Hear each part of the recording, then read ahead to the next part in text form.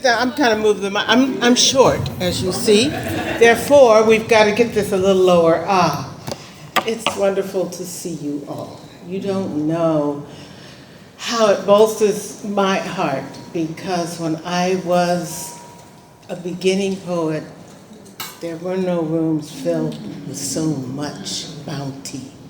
So this is wonderful. Thank you, Canem.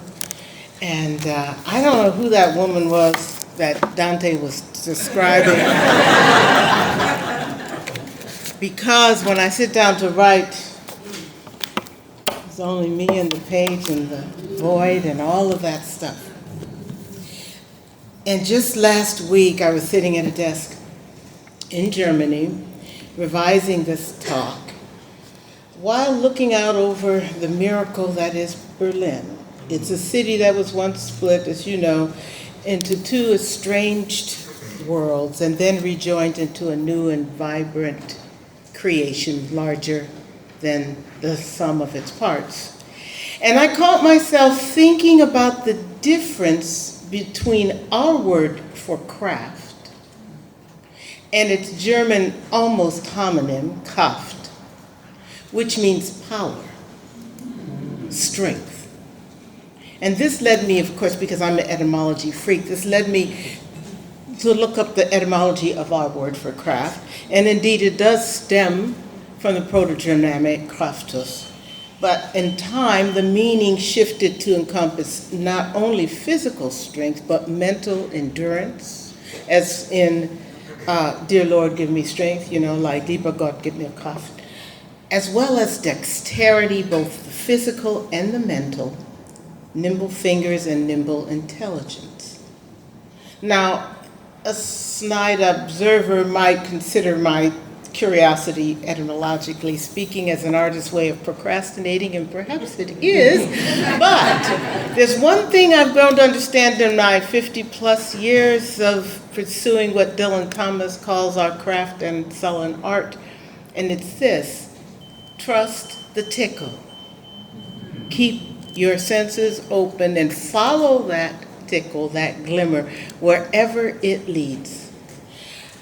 It dawned on me as I was writing this that what has kept me from compiling a book of craft essays is precisely that difficulty of conveying how crucial it is that all aspects of creativity be present, integrated during the act of composition: the physical, the mental endurance, the intellectual acuity, and of course, the inspiration. So not only artisanship and intellectual acuity, but also imagination, emotional stamina are needed to fashion the vessel that is befitting the third meaning of craft, as in aircraft, a vehicle used to get somewhere. So today, what I'm going to do is to go from practice to essence, from physical dexterity, the nuts and the bolts, to consideration of the quest itself and the vessel we have chosen to steer us through these turbulent and tricky waters. It's going to be a lot of stuff. I'll introduce each section with an anecdote, just to keep us all up there. But first, the nuts and the bolts. The painter, Edgar Degas, and the poet, Stéphane Mallarmé, were close friends. And in his later years, Degas began dabbling in poetry. And one day he complained to Mallarmé that he had been struggling with a sonnet all day, but even though he was full of ideas, he couldn't seem to finish it. And Mallarmé replied, "But my dear Degas, you don't make a poem with ideas, but with words." So, no one would question a musician practicing her scales, or a dancer warming up with pliés, or that Michelangelo needed to know the musculature of the human body as well as have a grip on the basic chemistry of its medium before he began slapping paint on the ceiling of the Sistine Chapel. The poet's medium, of course, is language, but since everybody uses language, so many folks think that writing poetry is just a matter of sitting down and letting it pour out. Now, we know that's not true. But even so, we can shy away from practicing the technical aspects of craft for fear of spooking that first spark of inspiration, which seems to have sprung from some mystical, unassailable place. So things like vocabulary, phonetics, grammar, and research seem to have no place at the altar. My response is, we are alive 24 hours a day, 7 days a week. Writing or not, we are immersed in life. So it bears reason that life in all of its entirety be the impetus for art.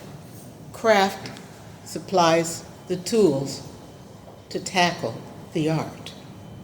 So our tools are embedded in language, words with their sounds and their textures, and you know all this, historical baggage, the musculature of syntax and narrative, the visual skin of the page, the auditory pulse.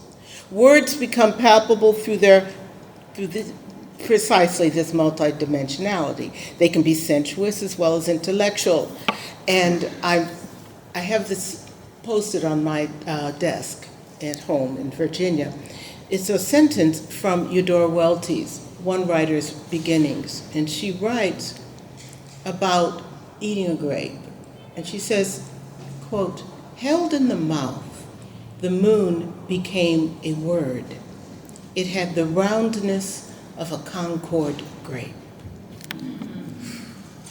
Now, the image of the moon is a grape, a Concord grape, mind you. It's amazing, but before we talk about that intellectual, or we can even take in that intellectual context, the grape is already in our mouth, held on our tongue. And even before the grape has found its verbal expression, its sound and its body fill us. But why does this work? I think, first of all, because Welty prepares us for the sound by awakening our taste buds and our vocal cavity. And then the ooh of the word moon fills us with wonder. The globe swells in our mouth, and the image of moonlight sets us aglow. The subconscious physical formation of sounds in the word moon affects our body, which actually tries to become the sound, which in turn molds our emotional state. Now we're in the realm of phonetics. Phonetic scholars claim that the position of our mouth and our jaw and our larynx when we produce any sound are linked to our emotions. Saying ah relaxes us, but eek means we've tensed up and pulled our jaw back in order to scream. And because it lodges in the throat, I call that syllable the shudder vowel, because it's ugly. It's ugly. But it also is in the word for bud. So it's one of these words that shudders into being. Now, you know this, and if I were to dive deeper into, it and go into consonants, we'd be here all day and night. Because as poets, of course, you're pretty attuned to the effect a fricative or nasals or liquids and plosives have. But I know that when we sit down to write, sometimes we forget that if we're stuck, sometimes going actually to the tools, to go to the fricative, to say, I want to make something sound, I want it to click, I want it to sound like a clock, I want time ticking, than to think of words that sound like that instead of trying to get to the meaning of that. This is all just a reminder that sometimes the right word denotatively, or idea, is wrong only because it doesn't sound right. You got to get that. Now, after last night's reading, I felt like I'm preaching to the choir because you guys were fabulous. And we all know this, but we know it intuitively. And when we get stuck, that's when we forget that we got this, okay? Because each language, as you know, has its own oral matrix. And you can tell Greek from Hebrew without knowing a word, or from French, just by listening to it for a while. We say, well, that's a different language than that one, all that. And each poem, of course, has its own cage of sound within its language. And you know all this because the very means of survival for African Americans in social context has always been and still is today based on code switching, because it requires Code switching requires at its very basic a mastery of tone, which words are emphasized, at what pitch, how you modulate a phrase. It's your means of survival, reading the room, reading the vocal room, which then brings us to syntax and the melodic line.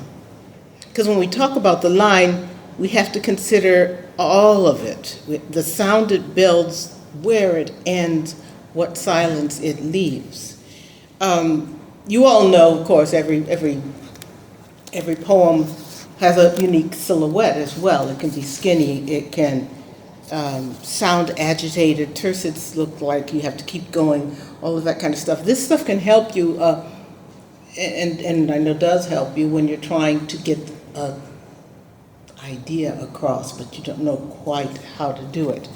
But in the line conducts that musical phrasing. We pace ourselves, our breath, our attention span, visual perusal against the unit of the line, no matter how truncated or scattered it may be across the page. So I'm going to lay down a few things that I feel I'm old enough to just say, hey, I believe this, you know. You know, you can take it however you want. But I think that every line has to be interesting. That sounds like a silly thing to say, but you'd be surprised at how many lines are just there to get you to the next line. And that is not the realm of poetry for me. To me, you know, every line has to be interesting. It may not be interesting in the sense of having a bang out, you know, ending, but it has something that keeps you going and holds you there at the same time. It's helpful to remember that the word verse comes from the Latin meaning to turn. So we're always turning in a poem too. You know, we're standing still and we're also turning. And that's something that poetry does, which traditional poetry, but even I think all kinds of poetry doesn't, that prose in general does not have to pay attention to, that constant turning that we have. At the same time, the stasis. We'll get back to this in a little bit.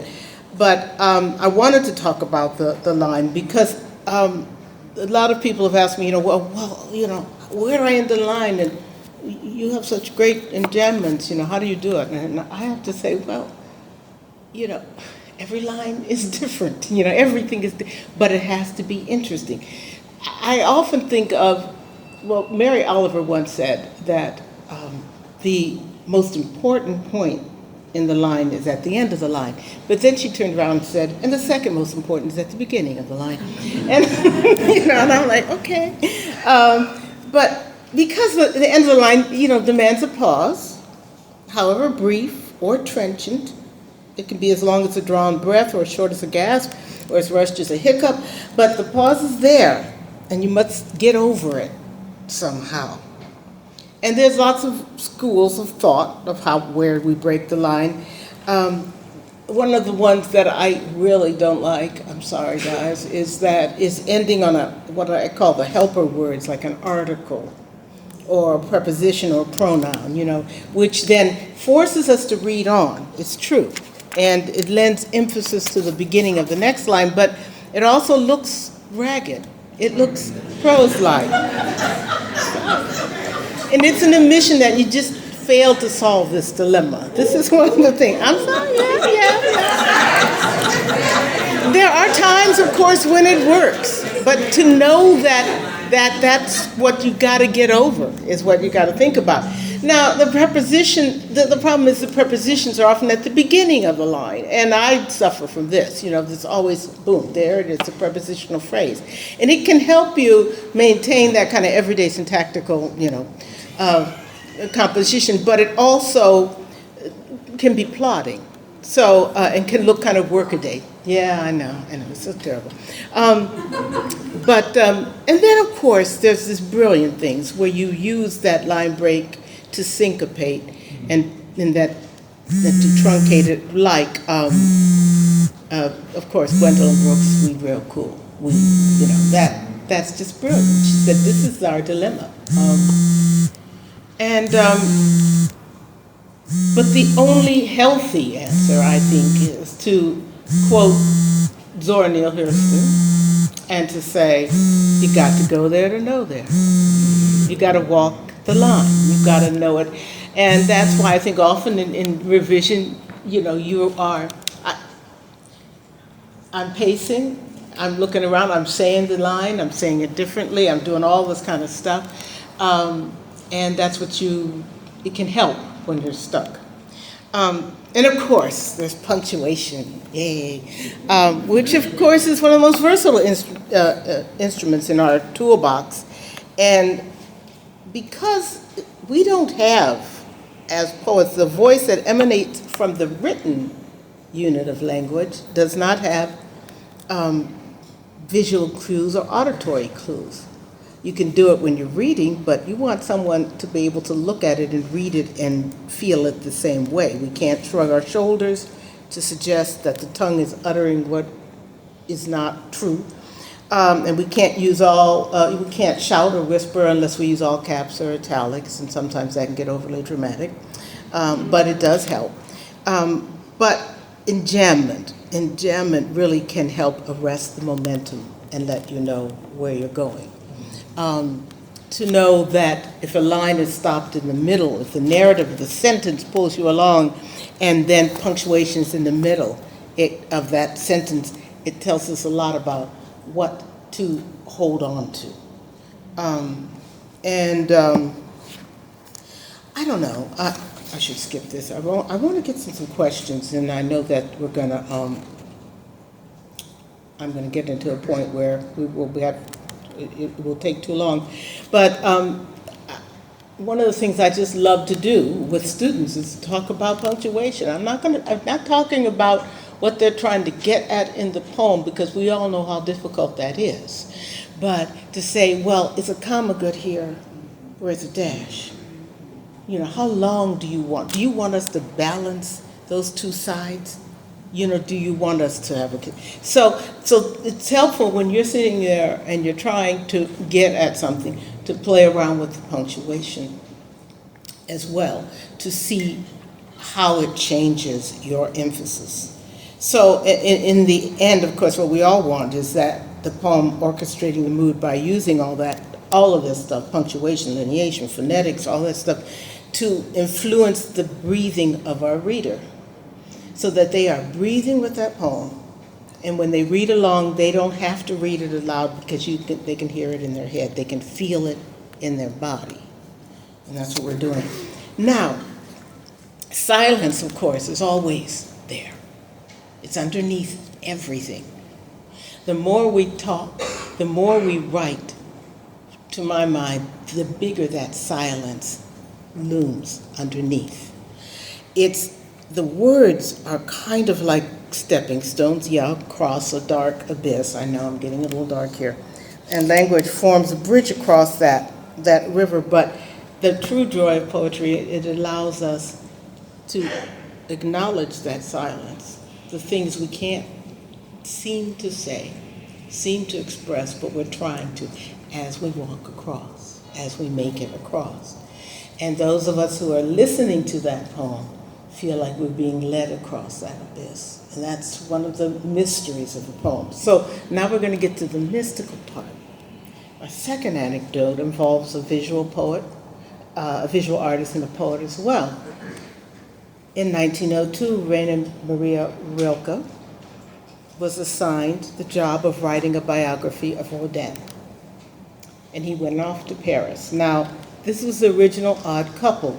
There was Rilke, he was pale and thin, he was a 20-something poet at the beginning of his career, and he still believed in inspiration as a divine visitation.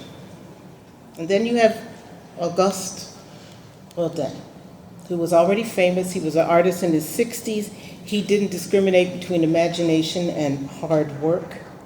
And in his monograph of Rodin, Rilke described how Rodin would research before he dove into a sculpture. For instance, for his statue of Balzac, he read the author's work and his letters. He visited his home. He walked the grounds. He hired 7 models with builds similar to Balzac and made 7 separate portraits of 7 different figures in cowls before he arrived at the final figure, who didn't have a cowl at all. But had the head emerging out of the neck. So, and when Rodin was asked how he approached that mystical moment of creation, he described it really matter-of-factly. He said, I choose a block of of marble and chop off whatever I don't need.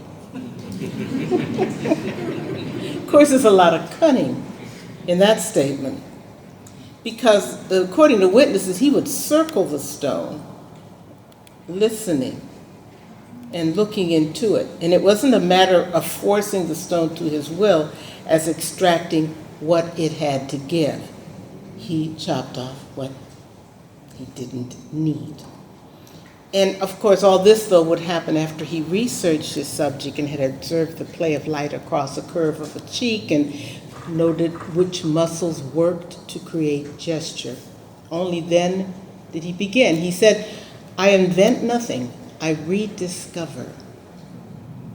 Yeah, I rediscover. Now, Rodin gave Rilke a writing prompt. He looked at this young, kind of sickly poet who was suffering from some disease, some tuberculosis, I believe.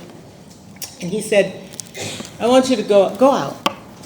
I want you to take a walk every day. I want you to go out, go to the zoo, see things, describe objects. Bring me descriptions of things in the world that you see.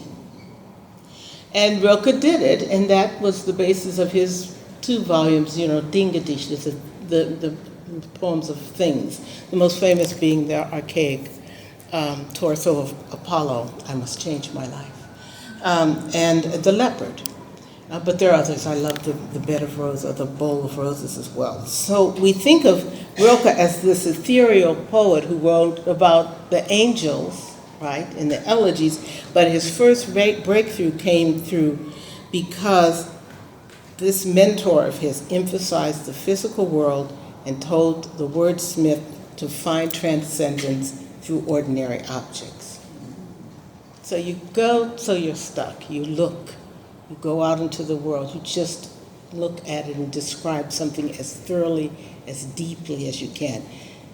And the rest will come too. Now, you see, Mallarmé wanted Degas to look at his poems in the same way that he looked at his painting, at his own painting. He was cautioning him to respect the difference between craft, tools, and vision.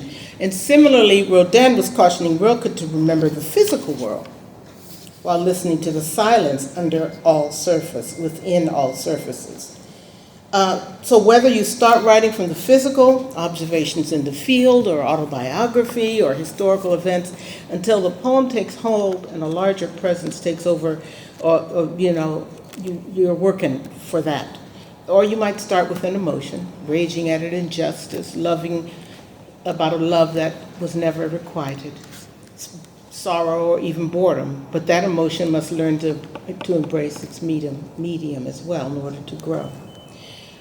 So with that in mind, the fact that the poem begins generating its own energy in terms of language and silence and utterance and breath, that's when it becomes alive. Let me give you I'm going to offer 2 examples as my kind of prompts, which are not writing prompts that you can write down and say, okay, I'm going to fill this out, but they're more like teasers, things to remember, things to think about as you're writing about something else. First teaser starts with a poem, a prose poem, prose in a small space. It's supposed to be prose if it runs on and on, isn't it? All those words, too many to fall into rank and file, stumbling bare ants drunk onto the field, reporting for duty, yes, sir, spilling out as shamelessly as the glut from a mega-billion-dollar chemical facility. Just the amount of glittering effluvium it takes to transport a little girl across a room, beige carpet thick under her Oxfords, curtains blousy with spring. Is that the scent of daffodils drifting in? Daffodils don't smell, but prose doesn't care. Prose likes to hear itself talk. Prose is development and denouement, anticipation hovering near the canopies, lust rampant in the antepasta. For example, a silver fork fingered sadly as the heroine crumples a linen napkin in her lap to keep from crying out at the sight of Lord Campion's regal brow inclined tenderly toward the wealthy young widow. Prose applauds such syntactical dalliances. Then is it poetry, if it's confined? Trembling along its axis, a flagpole come alive in high wind, flapping its radiant sleeve for attention. Over here, it's me. While the white spaces, air, field, early morning silence before the school bell, shape themselves around that one bright seizure. And if that's so, what do we have here? A dream or 3 paragraphs? We have white space. 2, is this music? As for all the words left out, banging at the gates, we could let them in. But where would we go with our orders, our stuttering pride? In the boxing ring of American poetics, the lyric and the narrative impulses have been unfairly assigned to opposing corners. We talk of lyric poetry and narrative poetry as if they were different blood types, neither capable of being a universal donor or recipient. Well, I contend that when it comes to poetry, narrative and lyric are just 2 sides of the same coin.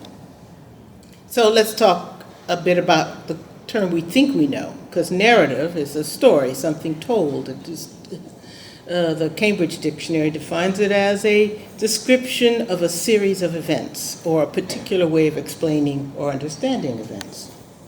Narrative is responsible for how the recipient perceives the story. If you shuffle the order of events, you create a new narrative for the same story. We know how history works, right? That's how it happens. But so let's leave that dangling there and talk about lyric, which of course, it comes from the lyre. And so poetry, if it's a lyric poem, is supposed to have music pouring through it or from it.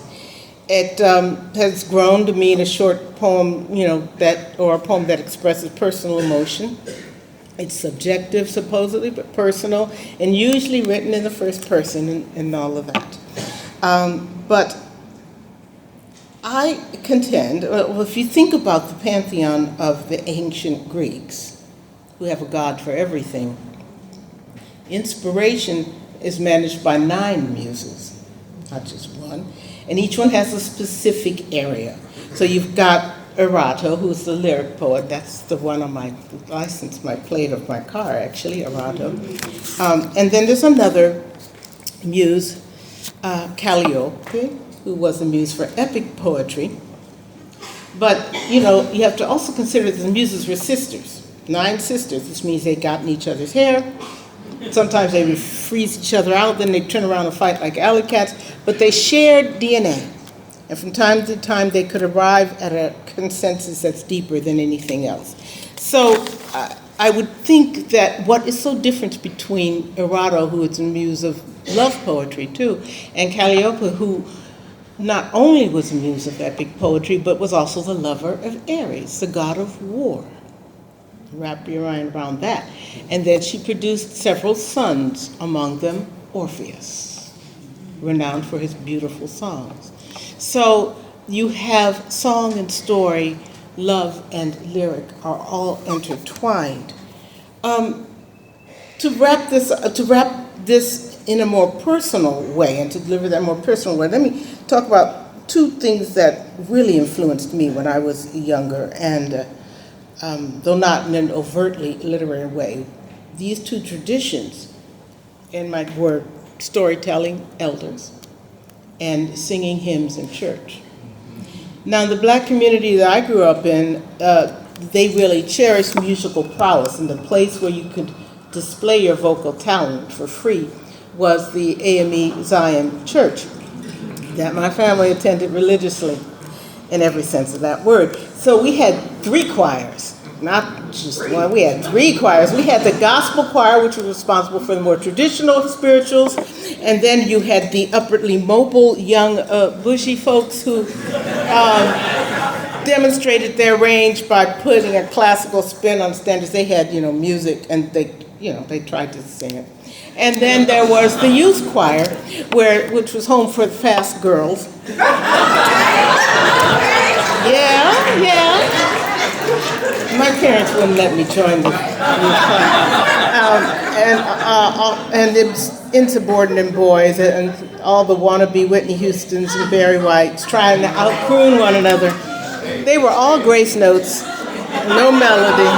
Okay. But when the minister thundered, "Open your hymnals to page 361 or whatever," the whole congregation snapped to attention because this was our chance to fill the world with songs. And what impressed me most about those Sunday mornings was the way music could lift people out of time. Because as long as that song lasted, there were no tragedies, no bills to be paid, or boys to impress, or tests to study for. For the space of a hymn, I was no longer a knock-kneed, pimply adolescent. I had no body. I was filled, I expanded with song. That was the one thing. The other thing was the storytelling, which was the main event during all of the barbecues. They didn't play spades at our barbecues. I know we're going to have one tomorrow. But what they do, after we had all the food and all that stuff, the kids would go off, we'd go off and play. The adults would settle back on the patio or the porch and begin to gossip. And after the gossip came the stories. Now, when it got dark, we could sneak back. And if they didn't notice us for a while, they were deep into other kinds of stories, who met this and that, and reminiscing about old times that we didn't know about and that seemed like ancient history. But what was interesting was that sometimes they'd tell the same stories. Someone else would tell it, and then they would embellish it. And it would get bigger and wilder every time. And everybody knew that that wasn't the truth. But it was the truth, right? It was the truth somewhere. So the embellishments became a way of saying, this is how I see the story. This is how it affects me. And it became a new narrative. So if we agree that the story remains constant, the narrative is the way the story is told, then the art of that storytelling is the art of the narrative poem, right? So when I began taking creative writing workshops, narrative poetry was pushed aside. It was something that was something that prose writers had tried to do, and then they failed, and that's why they did narrative poetry. That's what they thought narrative poetry was. And Robert Frost was considered, rustic. He was a rube, and at best he was a kind of Aesop fable kind of guy, So what the freshman writers in those newly hatched writing programs in the 70s and early 80s, what they were after was ecstasy, a moment that would obliterate their consciousness. Instead of lifting them up, they wanted to be obliterated and connected to the divine. To suggest that you could get this through narrative just met with a laugh. But the kinds of poems that my cohorts at the Iowa Writers Workshop, we were talking about that last night at dinner. You can meet me afterwards, we can talk about it. The kinds of poems were stark, they were stripped down, no effort made to fill in a backstory or ruminate on the actions, and if you asked for more explication, people just looked at you either outraged or in pity, condescension, looked down at you. And all the literary critics praised these stubbornly opaque, self-indulgent poems, and narrative poetry was relegated to the camps of anecdote and humor, not real poetry at all. It was on this battleground that I launched my book, Thomas and Beulah.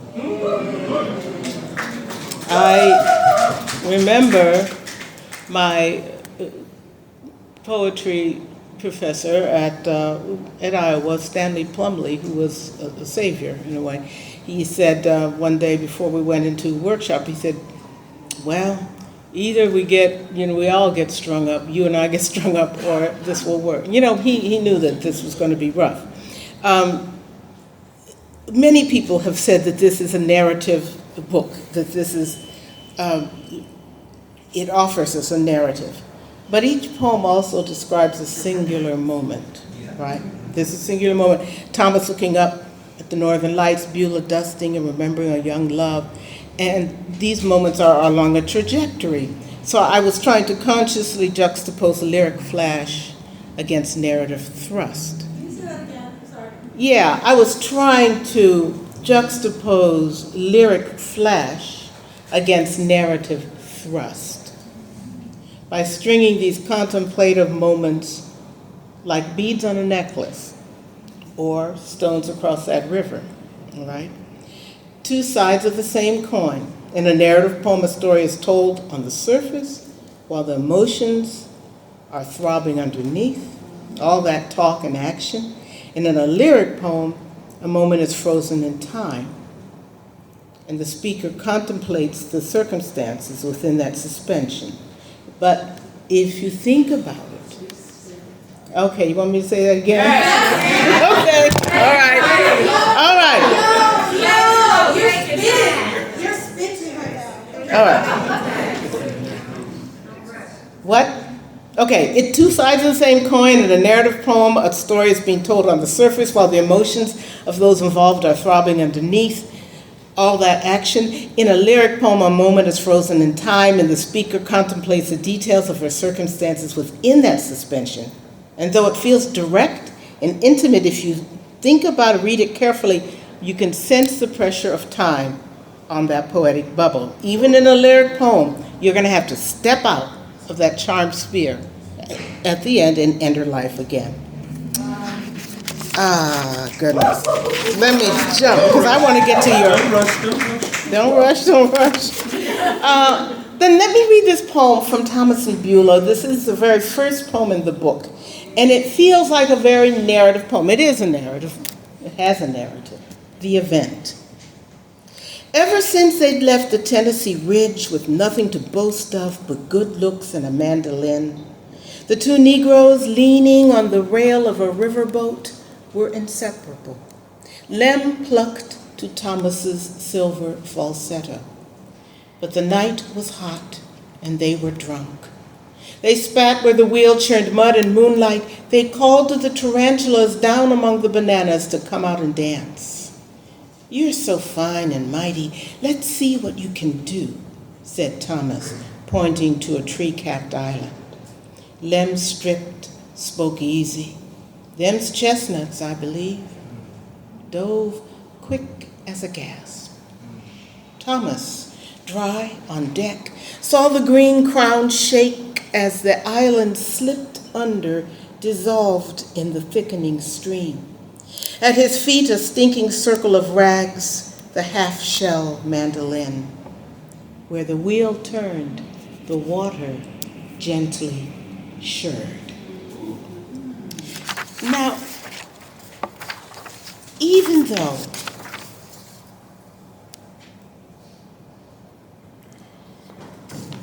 though that poem tells you a story, you know, it's an action happening, we wait for what's going to happen after that water gently shirrs. We're waiting to step out of the moment. There's a moment that's frozen in time.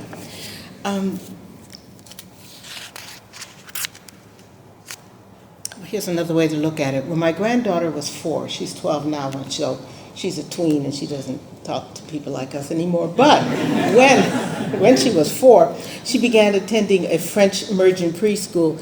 And it was interesting to watch her wrestle with a new language, because before that she had been very vocal, always spinning long and rather surreal stories loaded with philosophical arguments about what death is or what constitutes reality, because kids do this.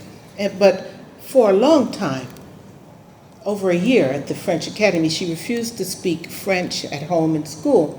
And then she began to mix French into her English sentences. And for a while, her favorite phrase was je veux, which means I want.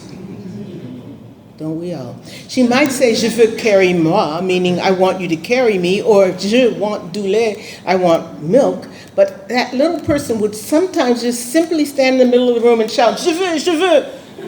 I want. That was the only French she said completely, because it's a primal cry of the human soul, all right? I want. That is the lyric impulse. It's right out of the surface. But the narrative poem has an I want to. It's buried deeper and it's less outspoken. In the narrative, one may be trying to prove oneself worthy of that desire. It's rarely screamed. And if it is, it's not limited to just that scream. So it's a more complicated sometimes I want. Infants exist in the moment, the bead and not the thread.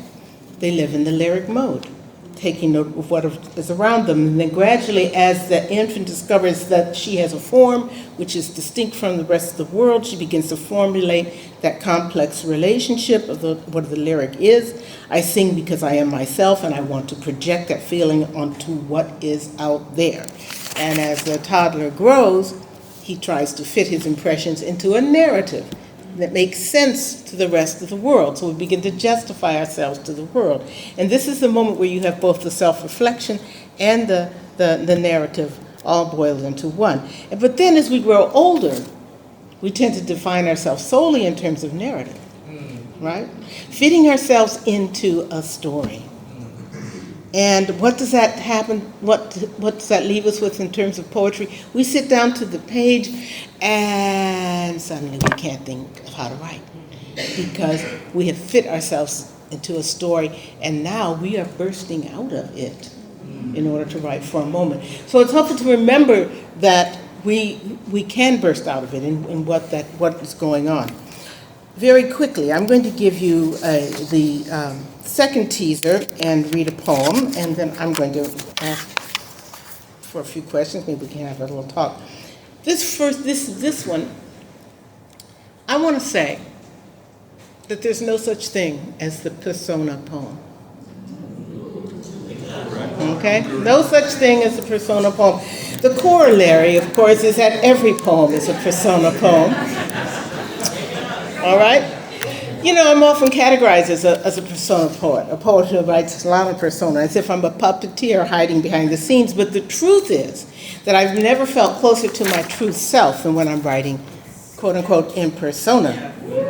It's not that I have no concept of self or that I lose myself in the other. I recognize myself in them, right? So no matter the disparity in age or race or gender, this is why Rodin was out there researching Balzac. He had to recognize himself in the man. And so all of that fearsome and querulous stuff we keep buried can find truth when spoken through a literary oracle. But even as you urge that persona onto the page, it's important to recognize that you're not only telling their story, they're also speaking for you. They're telling your story. The lyrical I, when someone is doing a lyrical I, is actually the trope that I think is most often the real mask. Because we try to delude ourselves that we are speaking primarily about ourselves, but actually we hide a lot more sometimes with the lyrical I. I always think of Sterling Brown's declaration when he said, every I is a dramatic I. You know, if you think about that, it also helps you when you're trying to write an I. Often I will switch the pronoun when I'm writing something and then switch it back. Just playing around to see how it works. So I'm going to wrap this up with a recent poem as an example of this. It's only the second time I've read it. Some of you were there the first time. I know you were, Dante, Mimika, for the first time in March at an AWP off-site reading that was called Serious Poets, Playful Poems. So it all began with a challenge to write or to read humorous poems. And what would be the ultimate humorous poem? Well, a joke, obviously, you know, writing a joke. So I rejected the most traditional joke, which is the chicken crossing the road, because it's basically a one-liner. You know. There's no room for evolution. That's a pun. But instead, I took one of the other ones that we all know, one of the oldest tropes. Just kidding. A priest, a rabbi, and a poet walk into a bar. And we're laughing already, calculating their clashing philosophies, New Testament, the Torah, W.B. Yeats, the earnest sacraments undertaken in the name of world harmony. loaves and fishes, bitter herbs, the spread offered at the free buffet. We've even uploaded their wardrobes, dog collar, skull cap, jeans, and elbow-patched tweed, as we wait for the next line, that classic setup for ridicule, because we know the poet's going to be the one to rip the sucker apart. It's always the last one inside the bar who gets the biggest laugh. But we've forgotten the bar. There it stands, waiting to be leaned on, a gleaming walnut shoulder anointed with scotch and spittle. Poor bar, elbowed, drooled over, kicked and beslobbered, its whiskey ring tattoos a parade of evenings lost to sorrow, to rage, the occasional pickup. Are you uncomfortable yet? Itching in your seat, muttering, where's the fun in this? It's poets doing. They can turn bread into zwieback, wine into vinegar, claim edification in the name of one lousy epiphany. When is it coming, the goddamn punchline?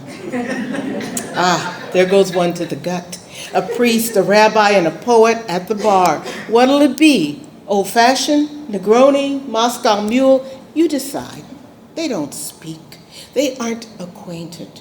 They just happen to need something stronger than what's out there and enter into the same establishment at the same time, 10 p.m., where the bartender, wiping away the previous patron's ablutions, asks, what's your poison? To which the priest thinks, angel's envy. And the rabbi murmurs, killer whale. And the poet sighs, I've drawn a blank, just fill me up. And the bartender sets down their drinks with a half-mast salute to these disparate, desperate creatures who already know they're the butt of the joke and gamely take the hit. Now, okay, guys.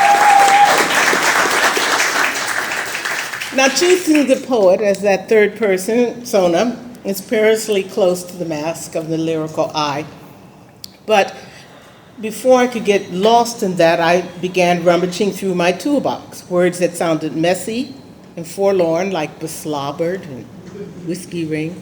Lots of commas and dashes to keep it going and make it seem more and more desperate.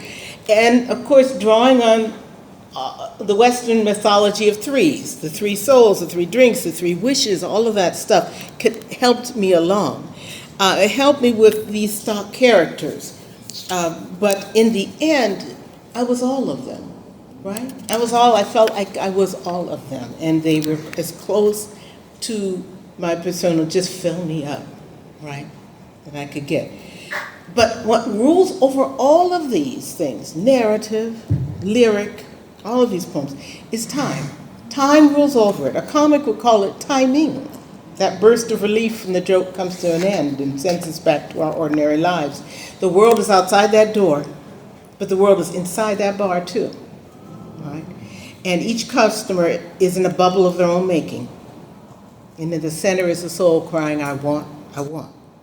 So in this snatched moment, whether it's an hour, 10 minutes, a few drinks, no matter, we can dwell in that caught instant, which means that this shaggy dog story is also a lyric. So when you're thinking of something as a lyric or as a narrative, always think of the bubble of time around it. Think of how you're going to step, when they step out of it.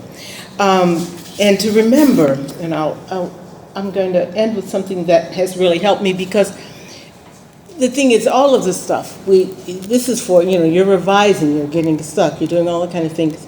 But of course it helps to have someone there somewhere in your head, in the back of cheering you on, or saying that this is, you're doing good. I believe in you. I hear you. And that's why it makes me feel so good to be here today, because you hear each other, you have each other. When I wanted to read this letter that I had gotten when I became poet laureate, because it was something that kept me going and still does keep me going. I have never shared it with anyone because it seemed a bit odd. This is a letter from August Wilson, who, yeah, well, he got the Pulitzer Prize for Fences the same year that I got it for Thomas and Beulah, and so we met that year. And we became friends, and through the years, when I became poet laureate, I got a letter from him, and this is that letter. March 9th, 1994. Dear Rita, sending you a poem can be quite a daunting task, as I have found out. Nevertheless, I have dusted it off, polished it, and otherwise prepared it for its journey. The poem was inspired by the moment at the Pulitzer luncheon when I first looked over and saw you. I thought, there is a woman my mother would be proud of. Proud in the same way that she was proud of Ralph Bunche or Nat King Cole or Lena Horne, that she would look at you sitting there at that table in that hall at Columbia University, sitting there with elegance and ease. I was terrified. And more importantly, having cause to be sitting there and say, go on, girl. Because she was not there to say that. I have said it for her. Because I knew how she would have carried that image of you down to her job as a janitress at the courthouse and walked just a bit taller in the evidence of what black women were capable of, and how far all the little black girls with bowed and greased legs and nappy hair that she remembered from her childhood had come. Then I thought of your mother and that long line of grace and beauty and how proud she must have been, and then, well, anyway, the poem. I am delighted with your appointment. As I think I mentioned to you before, you continue to live out the career I had outlined for myself when I was 20, only you do it, as we see now, in spectacular fashion. I salute you, Ms. Poet Laureate, and wish you and Fred the best of everything possible, as ever, August. Yeah.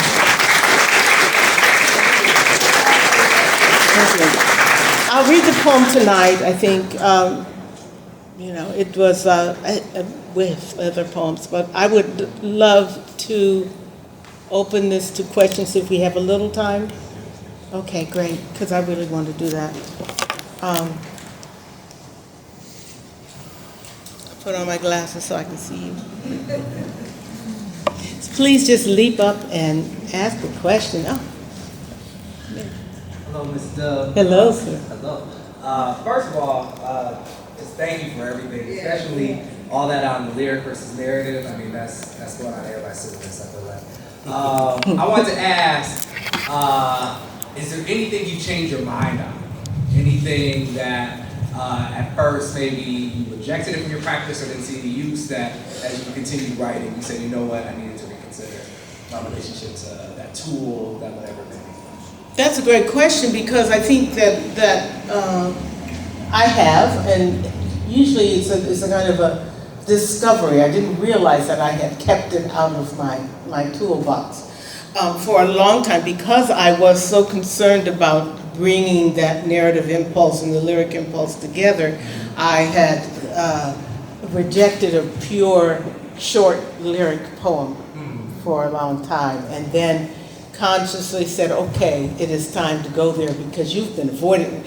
You know, what I usually try to do is when I'm working on a new book, or let's say when the other book is finished, because I never know which book is being worked on at that moment, sometimes I will give myself some kind of craft challenge. Not an idea challenge, but a craft challenge. So to discover that I was avoiding the lyric was when I said I have to write something in I, because I had not been writing in I for a long time with the first person. And then I said, well, what is the I anyway, and how am I using it? And I realized that I had stopped it. Yeah, to trick yourself into finding out what you're avoiding, because sometimes you know, and sometimes you don't. And with my students, and Natasha, a lot of them can tell you about this, with my students I always give them wild cards where I try to tell them, you're avoiding this, and you just need to go there. And I think they like me for it after hating me for it. But okay. Thanks for that. Can I just, thank you, Mrs. Dove. Sure. Thank you so much. We love it. Just a clarification, my handwriting is, so you said, I think, start with an emotion, and then that emotion must meet its medium in order to grow. Can you just say a little bit about the meeting its medium? Meeting its medium, I think, because you have the emotion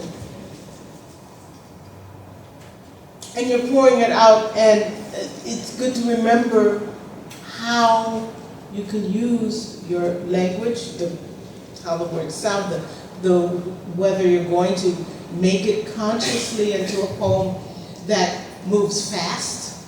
You know, how can you do that? Can you make it skinny? Can you make it skinny together across the page? So look at the technical aspects of it when you're revising so that you can get it out, because you have the emotion, but you want everyone else to feel that emotion. And you got to score it like a musical.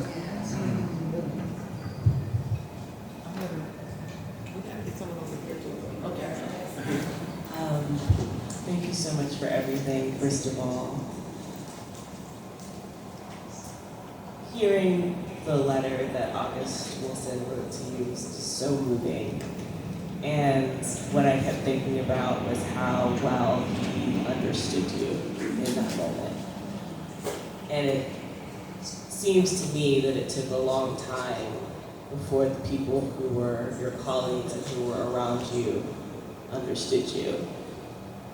What did you do, what place did you go in yourself to remain so clear-eyed in your project and who you are when the people and colleagues you had around you were willfully misunderstanding you?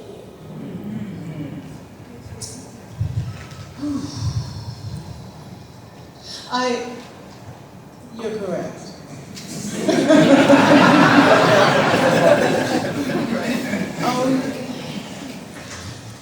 When I was growing up, I didn't know who these poets were that I was reading this anthology. There were poems that just I didn't know that Burns was, who he was, but I knew that his Poison Tree, grabbed me. All of these things. There was a kinship, there was a family of artists out there that were moving me. I began looking, I didn't have many black artists, I had to find them. But that's where I got my strength from knowing that there could be somewhere a little girl, a little boy, some child, sitting there reading a book of poems and feeling for a moment as big as the world and bigger.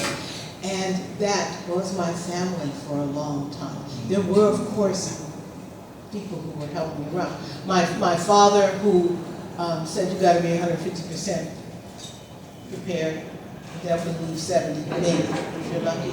But you got 150%. That kind of stuff that happened. When I went to Iowa, I thought that they're very unhappy. All these people casting their aspersions, they're extremely unhappy. I want to be happy. That is my success. It's not getting, and I didn't expect, if someone had told me that I would be where I am now, I probably would have died of fear because I was so shy. But it wasn't what I was looking for. I wanted to be happy, and to be happy meant to write those poems and to write them the best way I could. And then when people responded to them, said, that's happiness too. Right? I want them to feel it too. I want that little girl on that couch that I was. And of course, Fred, my husband, was it was amazing because he came from, he's going to get all embarrassed. He came from a country where writers were respected, where people would say, oh, you're right, you're working freelance, and they would look at you like you were a bum off the streets. And he's the one who would say things like, any publicity is good publicity. He says, your name is out there, what do you care about this? He also would remind me of certain things, like, he said, do you know that every poem in your second book was rejected once? And I said, oh, really? I just said, and I hadn't noticed. And that's when I knew, okay, I'm okay. I'm okay. I hadn't noticed. I just kept going. That's fine. Just keep going.